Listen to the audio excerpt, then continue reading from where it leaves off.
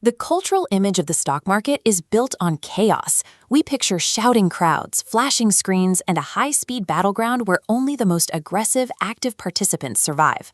Vanguard founder John Bogle called this the pursuit of the Holy Grail, the persistent belief that if you trade fast enough and smart enough, you can capture massive returns while completely eliminating risk. It is an easy trap to fall into because it mirrors real life. In almost every other profession on Earth, hustling harder and doing more work yields better results. But the financial markets operate on entirely different physics. Here, the urge to constantly do something is a liability. In fact, hyperactivity is the most mathematically certain way to destroy your own wealth. Consider two participants. The speculator buys and sells daily to outmaneuver the index. The investor buys broadly, steps away, and does absolutely nothing. Over a 10-year timeline, the individual doing zero work mathematically dominates the person analyzing charts 12 hours a day. The gap in their performance rarely comes down to picking the right stocks. The difference is dictated by structural friction, a system of invisible leaks that drains the active trader's portfolio before they book a profit. We can map this out as the speculator's iceberg of costs. Retail brokers heavily advertise zero-commission trading today, which sounds entirely free, but the bulk of your trading costs are hidden below the surface. Let's look at this diagram of a single stock transaction. You have a buyer and a seller, but they do not trade at the exact same price. There is a gap between what buyers are willing to pay and what sellers will accept. Brokers make their money by routing orders through this bid-ask spread, executing your trade at a slightly worse price and quietly siphoning off fractions of a cent. On one trade, you never notice it. But for a high-frequency strategy, executing hundreds of trades a week, those microtransactions compound. A strategy generating $5 of profit per trade turns negative instantly, just from paying the spread. Then comes the tax penalty. When you hold a profitable asset for less than a year, the government taxes those gains as ordinary income, which can hit 37%. Long-term holders pay a fraction of that rate. Add the spreads, the slippage, and the short-term capital gains taxes together. A speculator might accurately read market trends, but their gross returns are continually shaved down by the severe, constant friction. The modern trading infrastructure is optimized to do exactly one thing: quietly extract wealth from active speculators. But the ultimate penalty for the speculator isn't found in trading fees. It comes from the attempt to time the market by jumping to cash during periods of high volatility. This bar chart compares total investment returns over a 10-year period, based on data from JP Morgan.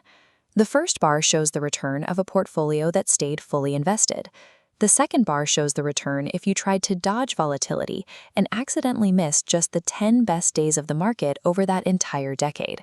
Your total return drops by nearly half. You cannot easily separate the good days from the bad, because 7 of the 10 best days historically occur within 2 weeks of the 10 worst days. They sit right next to each other. Attempting to avoid short-term pain mathematically guarantees your money is sitting on the sidelines during the critical, wealth-generating days of market recovery. The passive investor, by contrast, relies on a completely different set of mechanics.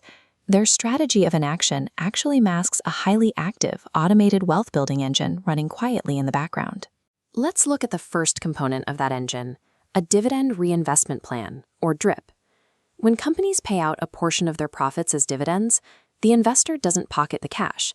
An automatic loop immediately uses that payout to buy fractional shares of the same stock.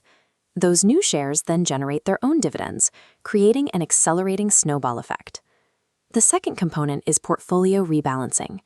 This functions as a built-in psychological guardrail. If you set your asset allocation to 60% stocks and 40% bonds, a surging stock market might push your portfolio to an 80-20 split.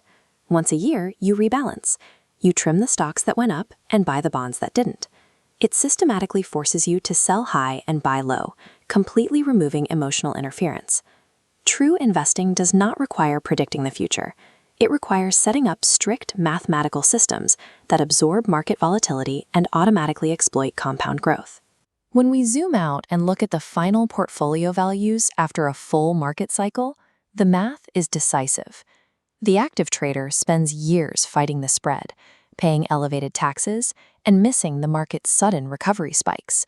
Their wealth is devoured by the tyranny of compounding costs. The passive holder, utilizing DRIPs and annual rebalancing, captures the miracle of compounding returns. In the financial markets, frantic activity is relentlessly taxed and penalized, while boring long-term patience is heavily subsidized and rewarded. John Bogle built an entire philosophy around this exact premise. He observed that time is the investor's greatest friend, and impulse is their worst enemy. If you view the stock market as a casino to be outsmarted, the house will slowly grind you down. But if you view it as an accessible mechanism to own a slice of global business, the math works in your favor. The ultimate financial edge does not come from a hidden algorithm or a hot tip. It comes from broad diversification, minimizing your hidden costs, and mastering the psychological discipline to simply stay the course.